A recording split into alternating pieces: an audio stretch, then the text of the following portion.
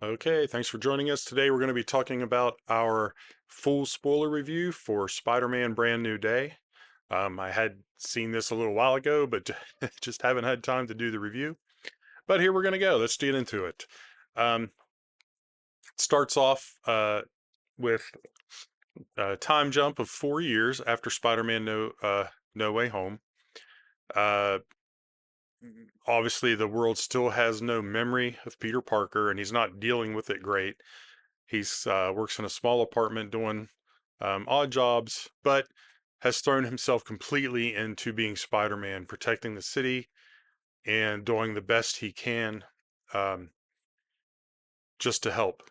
Uh, and MJ and Ned are they're living their own lives now. Um, they graduating from MIT as Peter, watches them on Ned's live videos that he makes, and kind of living vicariously through the live. It's pretty sad actually, and it they do a good job to convey that sadness and how he turns that into his Spider-Man persona to take the hole left in his heart and mind from that events of Multiverse of Madness, or sorry, No Way Home. Um, Peter continually tries to throw himself in the path of MJ and Ned. He struggles with whether to reveal himself or not because he does want to protect them. Um, but it's starting to wear on him, and he begins experiencing strange physical changes. His spider powers are erratic. The spider DNA is beginning to take over more percentage of his body DNA, and so he's worried about that, but he doesn't let that interfere with what he's doing. But the headaches are becoming increasingly more and more painful and longer duration. Excuse me. And after a series of bizarre robberies and violent attacks strike New York, um, Spider-Man, of course, intervenes because that's what he does. And through him, uh, an armored vehicle, which is on the way to um, damage control headquarters. Great interaction with the Punisher. I loved how they just threw the Punisher in, and Peter and Frank interacted like they've known each other. So I like that they did that. They didn't have to have a scene where they met and all this other interactions. It was just Spider-Man yelling at Frank to go home, and Punisher trying to do what he does and stop things that are going wrong. But he obviously doesn't mind killing, where Spider-Man doesn't want to kill, so he tries to inhibit Punisher from continuing with that fight. Uh, so once they do, he does end up stopping it, but not before it crashes into damage control, where he learns that their main villain is able to jump from mind to mind and to mind. Now later we learn the longest jump that it can do is 33 feet, which is interesting. But and made it was a nice plot element too, because if there was no at this point in the movie, if there's no limit, then it would have been over a lot quicker. Um, so makes it hard to identify the real villain because the actual people that are being inhabited by the perpetrator is not known. So there's no one really to blame on site. Um, Peter decides to work alongside the Department of Damage Control to investigate. There were a lot. I loved how they released uh, things in the trailer, and I forgot to even mention this, but in the very beginning of the movie, you get this little, very fast montage of how Peter's helped the city the last 4 years, where he's defeating some criminals that we thought might have bigger roles, especially Tombstone, Boomerang, Scorpion had a little bit more time, which was great. And my one of my personal favorite shots was the Amazing Fantasy shot cover number 15, where he's carrying the bad guy swinging. So, but literally the ninjas in that trailer where everybody's speculating is Daredevil in there, is Punisher, or anybody else in that shot lasted 2 seconds. So it kind of threw us all. It made great talking points and fun speculation. But in the end, that's all it was, and which I kind of liked because I after the movie was over, I thought they may have given away a little too much of the action, but as I think back on it now, it wasn't too bad. But some of the cooler scenes I thought they did give away, but I can talk about that later. Um, so Peter ends up passing out from this change he's ongoing, and he is getting a little freaked out. So he seeks out Professor Bruce Banner at the university and talks to him about possibly being able to push down the mutation, like with the inhibitor that he uses to keep Hulk from coming out. But he asks Bruce an interesting question when he says, "Is it possible to only inhibit the part of the mutation that you want to and keep the good?" And then Bruce says, "Well, how do you determine what the good and the bad is?" Nice little philosophical question there as they're talking. Um, so he does um, use helps Peter and kind of gives him ideas, and Peter goes on to create an inhibitor for himself that takes a little while to work. Um, During one part, the uh, and he gets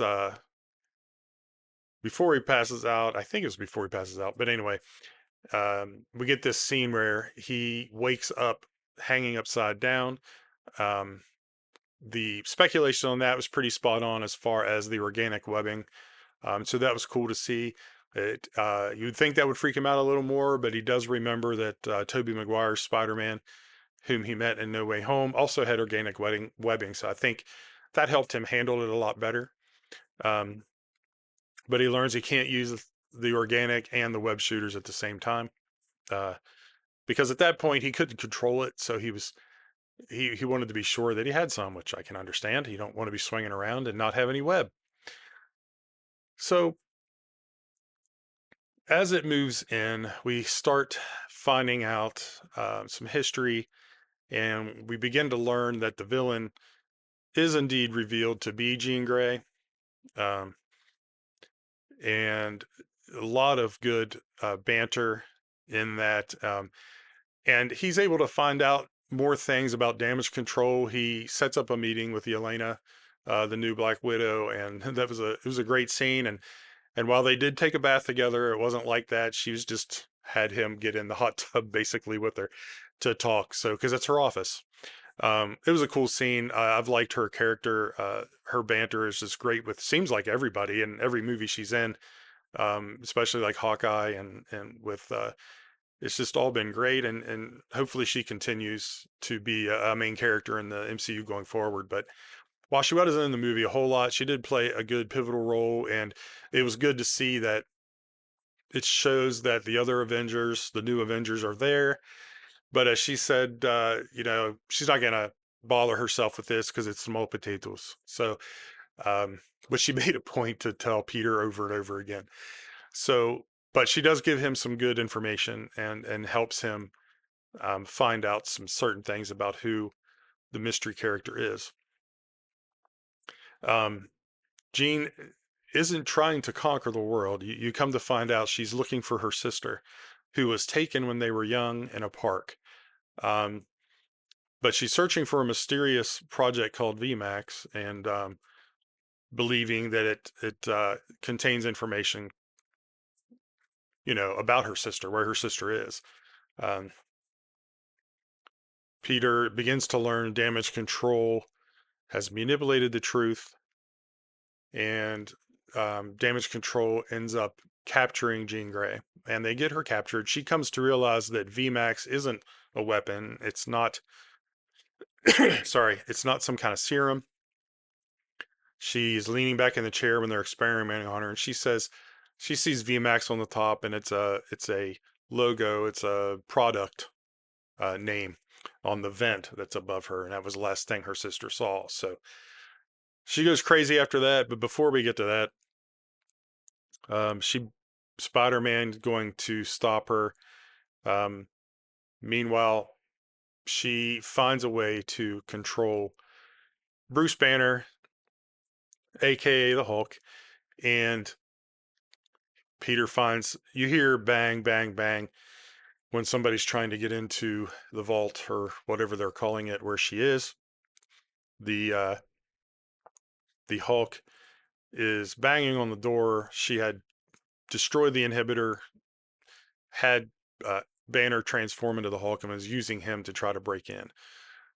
She had also threatened Peter many times with uh, hurt to his family by jumping to people. She actually jumped into a guy, had him back up and get hit by a truck, which was just brutal. And um, I mean, it really showed, I guess, how much she does turn in the end. But geez, um, that's pretty much murder cold blood. That doesn't seem like something you could just get away with and walk away from. But um, so he does go to MJ, convinces her to go with him. He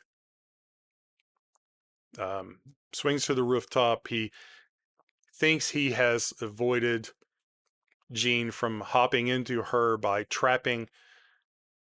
what he thought was trapping her in in a helicopter, um, high off the ground in a webbing, so she couldn't jump to anyone. So he takes MJ to a rooftop. They begin talking. MJ tells him she starts to remember who he is, and they kiss.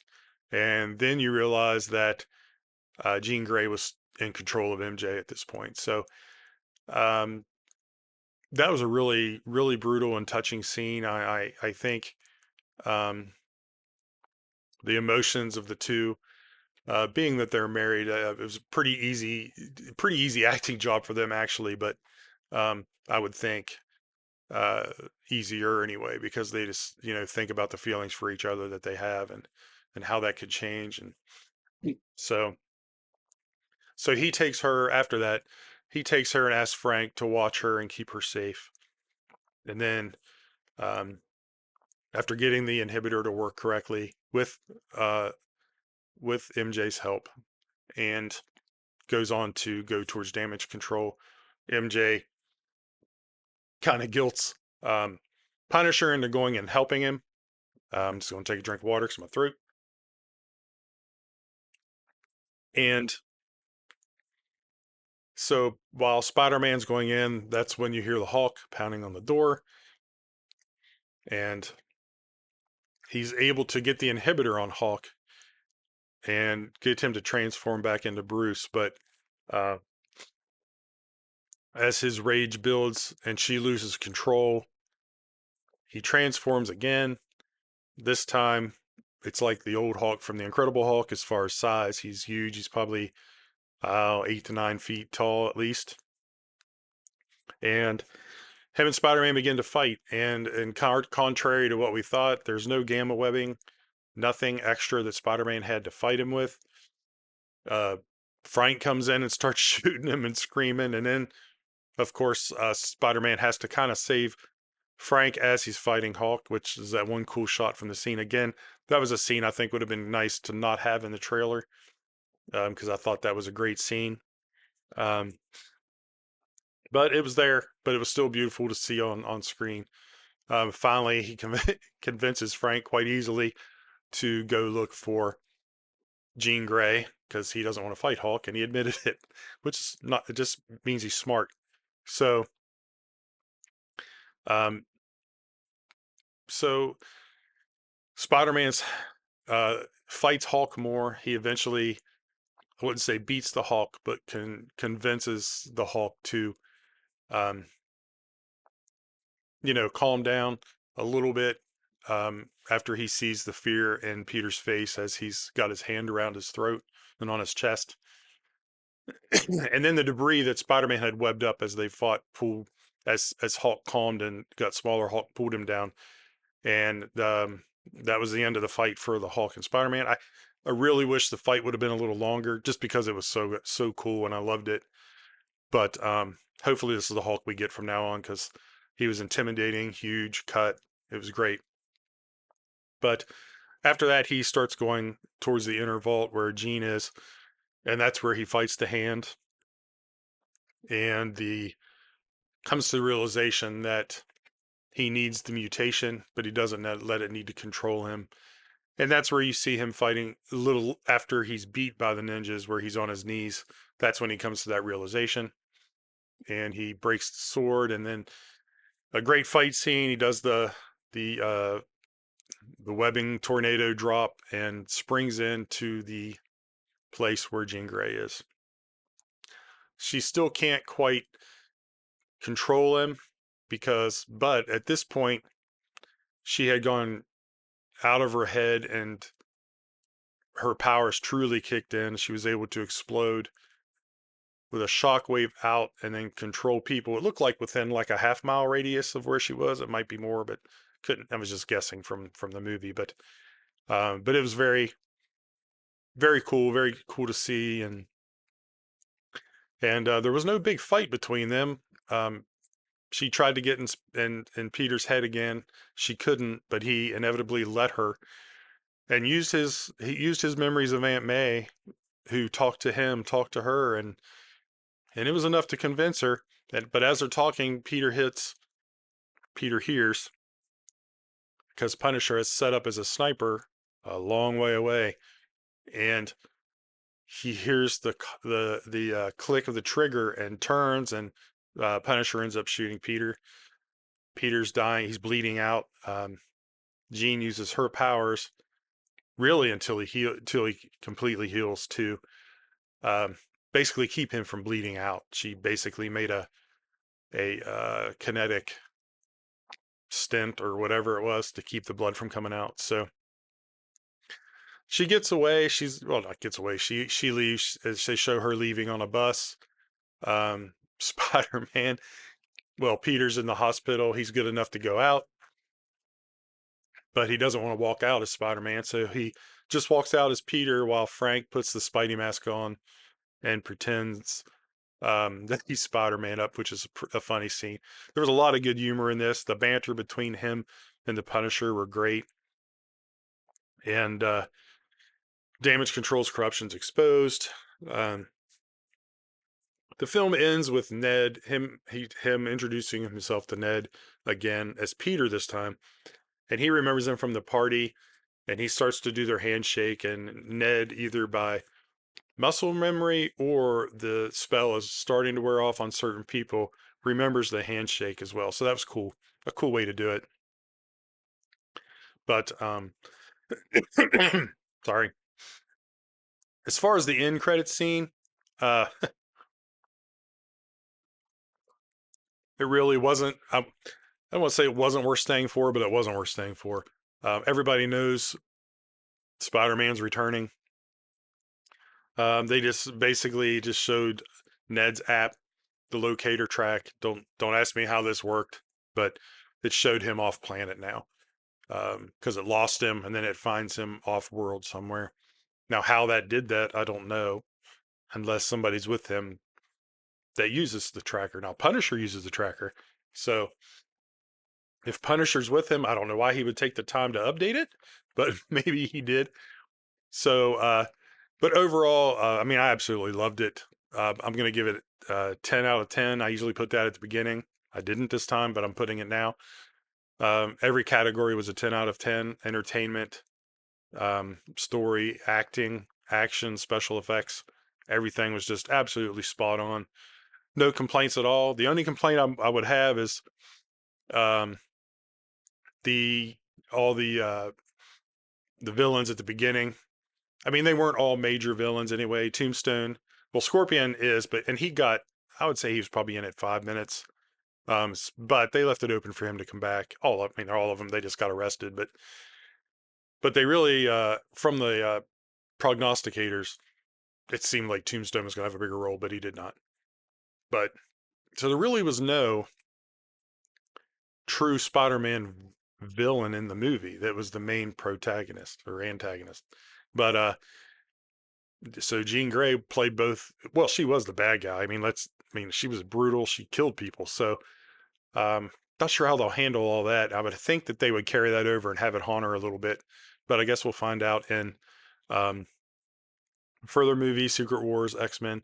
Um, Spider-Man, Hulk, Punisher, and Jean Grey have not been verified to be in Doomsday. No mention of them at all at this point when I did the video. But I can't believe that I couldn't believe they won't be in Secret Wars at least. So I'd like to see them a little bit, maybe in the beginning, just to see what happens to them. But we'll find out together. So again, Spider-Man Brand New Day, 10 out of 10. Make sure you go see it in a theater. It's well worth it. If you like the video and want to follow, subscribe on YouTube, hit that bell for notifications. And also on Facebook, like and share us. I'd appreciate that. Get the word out and spread a little bit. I would like you to leave your comments below. Give me your rating, what you thought of the movie, and if you have any ideas for topics or anything you want me to